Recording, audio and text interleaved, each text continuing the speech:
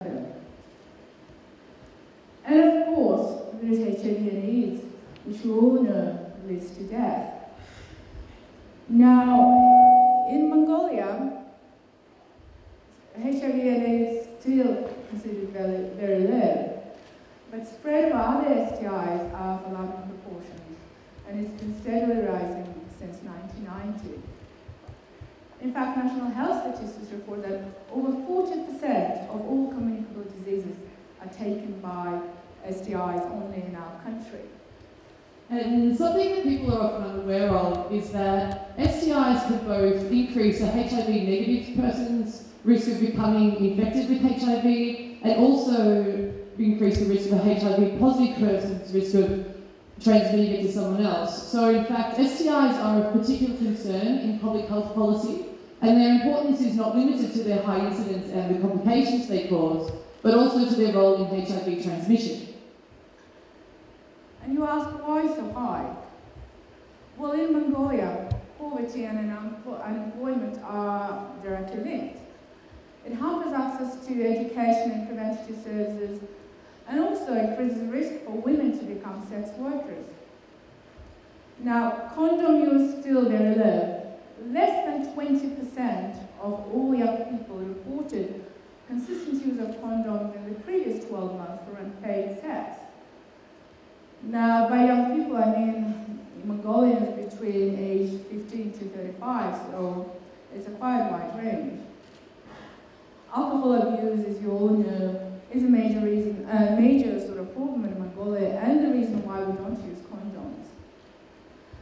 High level of population mobility, especially in mining and road infrastructure, is a potential driver for epidemic spread of STIs and especially HIV. Mobile men tend to have multiple sexual partners and sex with sex workers. And let's not forget that we are located between China and Russia, both countries of which have epidemic spread of HIV. Now, those are reasons for high STI rates specific to Mongolia. But I think another one we can add, which applies to all people in all countries, and it's actually the third thing we know to be true about sex, and that is that sex makes us stupid. This is true. Sex makes us irrational. So, take me, for example. I come from a wealthy, developed country with a strong education system. I have a university education, and I work in the area of sexual and reproductive health. And I consider myself to be a reasonably intelligent young woman. I also am here doing a TED talk about sexual health, so by these criteria, I think you would probably assume that I would make the right safe sex decisions every time. Well, let me tell you a story. I'm going to tell you the story of when my boyfriend and I first had sex. We'd known each other for quite some time, and we were at a party, there was some dancing, we had a couple of drinks, sparks were flying, and I think we both knew what was going on. So at some point throughout the night, we left the party and we started walking back to my house, at which time my boyfriend says to me, "Karla, I don't have a condom." Now, I didn't have one either, and so as we were walking home, we actually stopped by a service station and bought a pack of 24 condoms. And at this point, I'm thinking to myself, yes, this guy's awesome, because, I mean, he was the one suggesting protection, and let's be honest, that doesn't always happen, and it's another common barrier to safe sex. So anyway, we keep on walking back to my place, condoms in hand, and when we arrive, but don't worry, I'm not going to give you all the details, but the point is, we actually didn't use a condom. Not even one of the 24 we had just bought. And so I think it definitely had something to do with the fact that we'd been drinking, but I think really we didn't want to interrupt this hot and steamy situation we created. So basically, sex made us stupid. It made us irrational, even though just 15 minutes earlier when we were purchasing condoms, we were being completely irrational. Now, there are a lot of reasons why people don't use condoms, and these are particularly true for young people. There's peer pressure, or lack of education, or knowledge, or misconceptions about STIs and HIV, as well as misinformed social belief systems, and oftentimes, expectation to perform in a certain way, which is usually influenced by what we see in films or, unfortunately, in my opinion, what people are seeing in pornography, which we know rarely shows condom use and certainly never shows a putting on a condom scene. And then, of course, there's also the fourth thing we know to be true about sex, and that is that sex is awkward. Now, I don't know how many people have stood up on stage in front of around 600 people and disclosed their unsafe sexual behaviour. And I certainly don't know how many people have done that in government parts of Mongolia, so to be honest, I feel really awkward. But sex is awkward in different ways, or rather, we are awkward about sex. We're awkward about sex, and it's often the reason why we don't use condoms. And we're awkward about sex because we don't like talking about it. And I think this is particularly true in Mongolia, and I bet I'm probably making a couple of you feel quite awkward just by the amount of times we've said sex so far. Well, there are some examples to show our awkwardness towards sex in Mongolia from qualitative research. The research shows that parents almost never talk to their children about sex or safe sexual behavior, even when their children come to them for answers. Young people who are the major risk group for STIs are often embarrassed to buy condoms from public places. And young women, they're embarrassed to carry condoms because of the negative perception they can receive. Although in my opinion, this is most responsible behavior. But having said that, young people are also met with hostility from pharmacists, for example, who often don't like the idea of selling them condoms, as if by refusing to sell them condoms will actually make them stop having sex. Now, all these behaviors are not only senseless, they're actually dangerous and harmful. And if we can only change this mindset and attitudes, we can actually prevent much more serious problems down the line for many people. Another interesting thing that happens in the clinic, and this also happens on foreign clients, as that's who I usually speak to, is when people do come in for an STI check, we are greeted with a serious look of fear in people's eyes. And they're not actually scared of the test itself, but in fact they're more scared of what they think I'm thinking about it. There's a real fear of judgment. And so we're standing up on stage today advocating that STI screening should be a standard practice for safe sex, so there is absolutely no judgment. But we certainly do need to get to a point where there is no judgment across the board from everybody. Because the thing is, sex is such a natural part of being human. It's certainly not something that we should feel shame for. Because this also brings us to the fifth thing we know to be true about sex. And that is, if you're not currently having sex, you're probably thinking about it. And with any luck, you will be having sex sometimes in the near future. Because guess what? Sex is pretty great. So what do we do?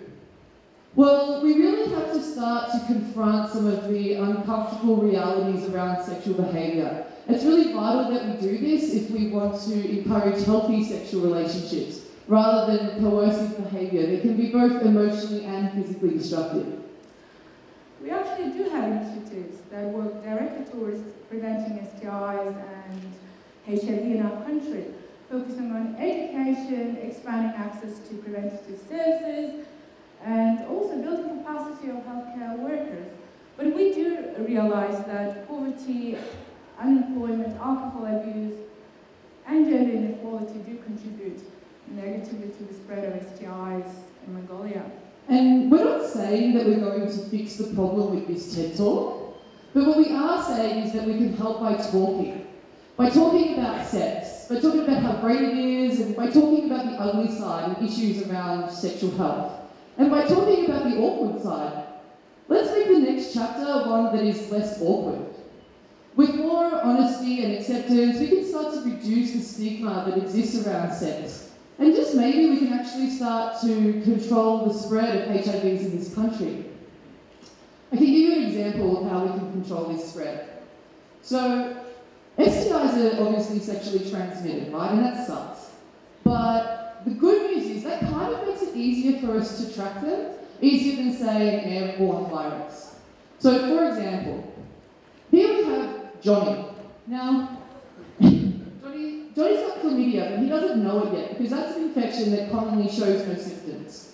And Johnny meets this partner, which we'll stay gender neutral today. So at some point, so these guys have hit it off, and at some point they have sex. And then that relationship fizzles out, and Johnny meets a new person. In fact, they both meet new people. In fact, the partner meets two new people. And you know how it goes. Relationships start, sex happens, the relationship ends, new relationship starts, more sex happens. Now, it's not to say that all of these people are going to end up with chlamydia, because some of them will be using condoms. But let's say they're between the ages of 15 and 35. We know that probably less than 20% of them are using condoms. So we can safely estimate that around 80% of these very attractive people have now got chlamydia. And they don't even know it, and they're possibly spreading it to other people as well. But let's say the person down the end finds out something weird's going on with her. So she goes to the doctor and she gets tested, she finds out she's got chlamydia, she gets treated, and good for her, that's great, it's pretty easy. But the thing is, it can't end there. Because what about the rest of these people who still have chlamydia, who still probably don't know and are possibly spreading it to other people? So, the idea is this. What if this person at the end tells her previous sex partners to go and get tested? And then what if they tell their previous sex partners to go and get tested? And then they tell their previous sex partners to go and get tested and treated and so on. Essentially, we could wipe out this entire network of this STI. But I can tell you a very simple reason why that won't happen. And that is because that conversation is really awkward. Now, luckily for us, we have this thing called the internet, which is really handy for helping us get around some of these awkward conversations that we don't quite know how to have. So, where I come from in Australia, as well as in other places, we have websites that have been developed, and they've been designed to make it easier for people who have been diagnosed with an STI to tell their previous sex partners that they might too be at risk. So examples of these are sites called don'tspreadit.com or bettertoknow.org.au. And so essentially these sites give a lot of information about STIs, but they also have an email and text message function which allows someone who has been diagnosed with an STI to anonymously inform their previous sex partners. Essentially all you have to do is enter an email address or text or phone number, and the website will generate a message for you completely anonymously. And these technologies are really proving to be quite successful in helping us improve our sexual health, because they make it easier for us to be responsible. But they can only be successful if we are willing to take control of our sexual health, and if we're confident enough to be able to go and be tested. And you know what, Karla, this could work in Mongolia too. But in order for it to be successful, we as Mongolians first need to embrace our sexuality and the sexuality of others, no matter how awkward we feel about it. We need to create positive messages around sex and sexual behaviors for young people, and not pretend it doesn't happen.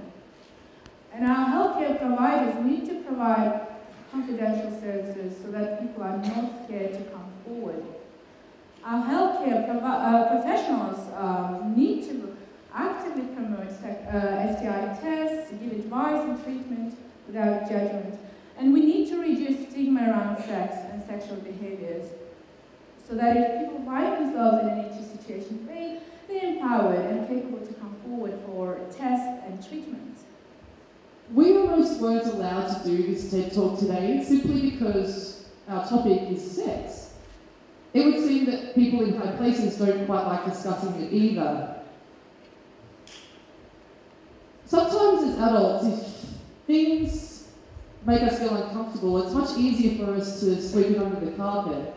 But just because, and maybe it's because it's indecent or it's not proper, or because sex is something that is private, right? Well, just because sex is something that happens behind closed doors, are you going to pretend it doesn't happen? What if a young person came to you for advice or had questions? How would you respond? And if that young person was, say, your son or daughter or your niece or nephew, wouldn't you want the best health outcomes for them? And don't they deserve your courage? And if so,